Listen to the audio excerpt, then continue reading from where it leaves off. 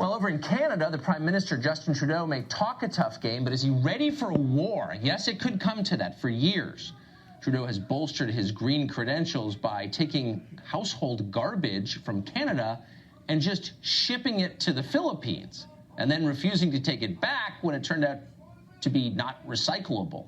The Philippines is getting pretty annoyed by this. President Rodrigo Duterte just told Trudeau that he has 1 week to stop sending garbage to the Philippines, or it's war, literally. I'll give a warning to Canada maybe next week that they better pull that thing out, or I will set sail and will declare war against them. Okay, this could turn out to be a war, the Great Garbage War of 2019. How will it end up? Stephen LeDrew is a former president of the Liberal Party of Canada, and he joins us tonight. Mr. LeDrew, thanks very much for coming on. So let me just good to be with you. Make the obvious point. Justin Trudeau, woke, sensitive Justin Trudeau, is sending garbage to the Philippines. How racist is that? I don't think it's racist at all. I mean, it's out of sight, out Really? of mind. We send garbage to Michigan all the time. We have Again, for years and racist. years. Yeah. Well, I don't think that's racist sent to Michigan. Obviously, somebody in the Philippines said when they were receiving it, we will take this garbage. You're going to pay us to take it, and they're doing so. Later on, they changed their mind. Just to clarify, in the United States, yes, when we don't like something, we just call it racist. It doesn't have to be actually racist, but that's just so you know how we talk now.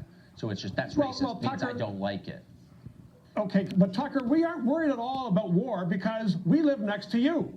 I'm certain that President Trump is going to help us out if they declare war on us, and we have an early warning system. It's going to take a long time to get those ships from the Philippines to the West Coast. I wouldn't be so cocky. I wouldn't be so cocky. Hold on. No, the Philippines, first of all, has a population. They're actually, the population of military-age men in the Philippines is equal to the entire population of Canada. Canada is 22% French. You know what percent French the Philippines is? Zero.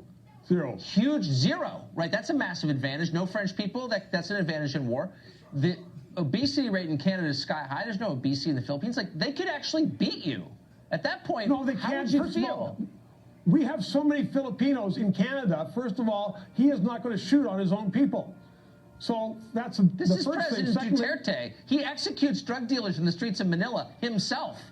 So, like, but yeah, they aren't drug dealers in Canada. They're nice people. They come to Canada and they fit into our society and they work hard and they build futures. So it's nothing to do with drug dealers. I think this is a problem that Trudeau is going to say, it wasn't me. It was the earlier government. It was those bad guys who were in power before me. Because as you know, Tucker, he is under a lot of strain these days. He hasn't been successful. No, and what he do doesn't you want another failure. I got to ask you, I mean, so from our point of view, and our president takes a lot of heat internationally, and some of it he brings on himself, whatever. But Justin Trudeau really is a buffoon. That's our perspective anyway. He seems totally callow and just sort of fraudulent. Is that the perception in Canada? Well, it is becoming the perception, unfortunately. He himself said that his role is largely ceremonial. In fact, he is the most powerful person in the country, but he says it's ceremonial.